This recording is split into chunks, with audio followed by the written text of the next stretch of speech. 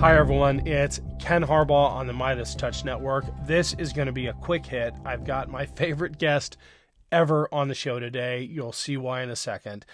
Ohio today voted to enshrine abortion rights in our Constitution. We are still counting votes, but it's pretty clear that the citizens of this state just sent a resounding message across the country that abortion rights are fundamental, and we will not be bullied or manipulated by an extremist Republican Party that wants to deny those rights. I've spent a lot of time on this show talking about what's at stake with a vote like this. It's about letting women make their own healthcare decisions. It's about empowering parents to do what's best for their kids. And for my family specifically, it's about fighting for a state that feels safe for my daughters.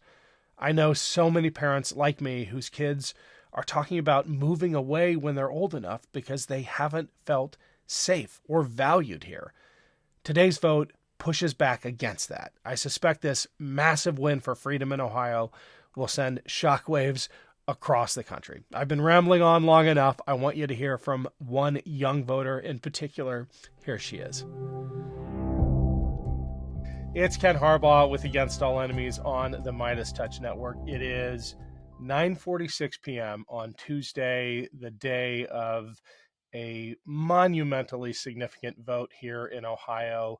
Among the measures on the ballot, issue 1 to enshrine abortion rights in our state constitution. And I wanted to talk to a first-time Ohio voter, voting absentee from college. She also happens to be my daughter. And I wanted to get a perspective from those who this vote would affect the most. Katie, so glad to have you on. I've always said I have 3 jobs as a dad: to protect you, to love you unconditionally, and to embarrass you. So if I choke up during this interview, that's part of my job.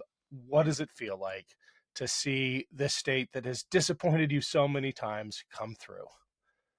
As somebody who grew up watching the 2016 election, the debates between Hillary Clinton and Donald Trump, seeing Trump get elected, impeached again, I think throughout all of that, my generation can agree that we've felt both very affected and also unable to do much because we couldn't vote yet. So I think knowing that I was able to not only vote for issue 1 in November, but also back in August, that contributing to that feels like our votes do have power. I know sometimes it can feel like they don't. How did you wade through the mountains of misinformation coming out of the Republican Party, the fear-mongering, people saying that this was going to lead to after-birth abortions, whatever the heck that is, as a young person in an ecosystem that is just cacophonous? How do you decide what to believe?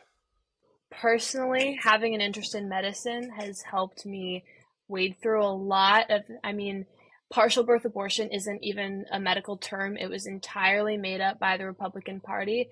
And so I think I've been privileged to have access to that type of education, which I can acknowledge that. I also go to school in Massachusetts, so the information I get in my news and in the people that I talk to every day here, I think even helped me be a more informed voter back in the Midwest.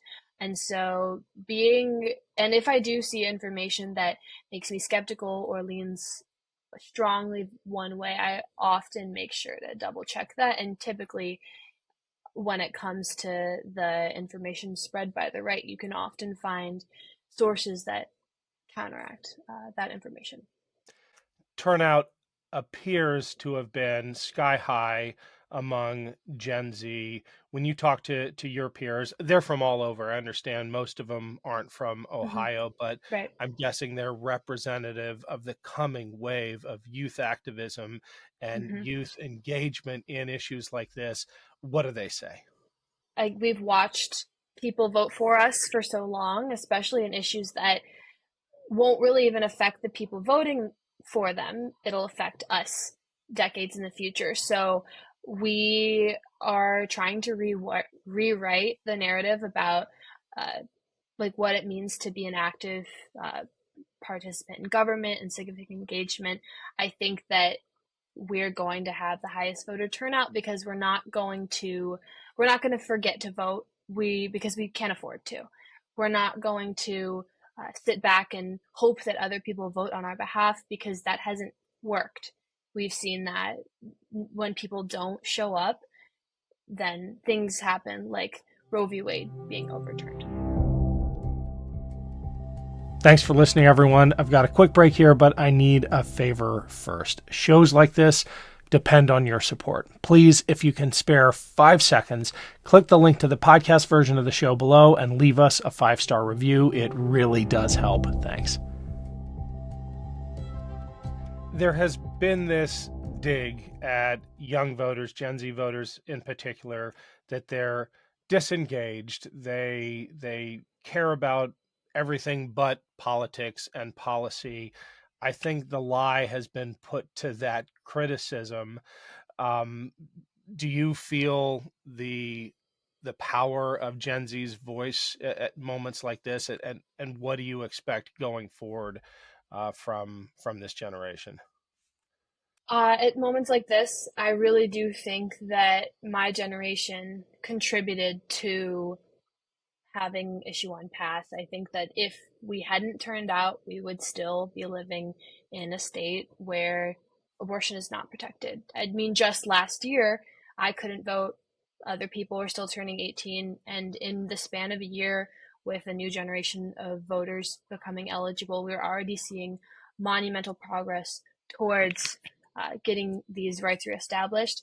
And I think being surrounded by people, I'm not always surrounded by people who agree with me, but I think that the vast majority of people I interact with, regardless of their niche stances, we all agree on the foundations, and one of those is the right of choice and belief in science.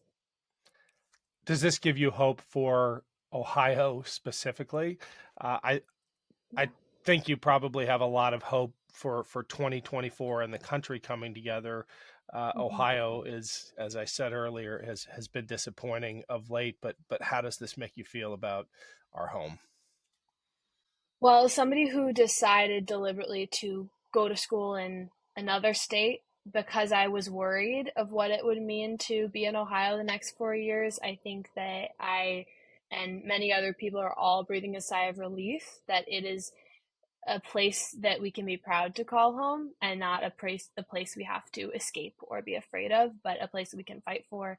We can still I could have voted in Massachusetts, where my vote would have been one of many progressive votes. But I think that everyone who did have the opportunity to vote elsewhere and decided to vote in Ohio, that shows how much hope we have, and that was fulfilled by the results today.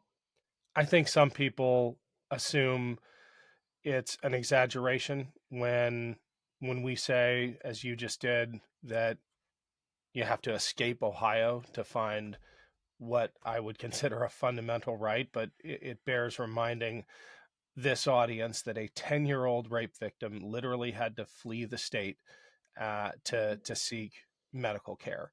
It's a reality now. Gilead Mm-hmm. is here. That's the fictional state in The Handmaid's Tale.